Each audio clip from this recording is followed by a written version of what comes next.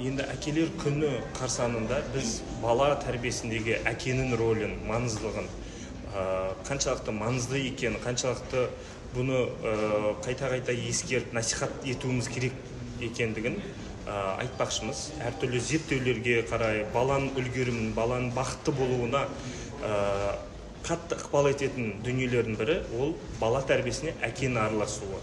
Ол тек қана ананың жұмысы болып қалмай, әке де белсенділік таныту қажеттілігі туралы бүгін сөз қозғалатын болады.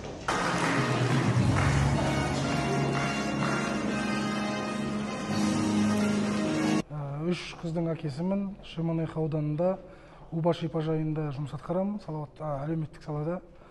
Қосымша бапкерлікпен жұмыс атқарамын.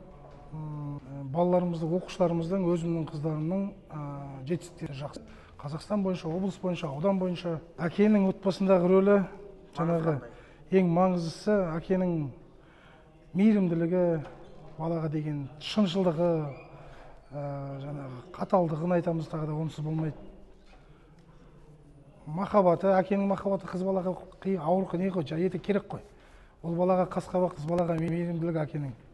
Тәрбиелеп отырғаннан кейін қызға деген талапкершілігім өте жоғары.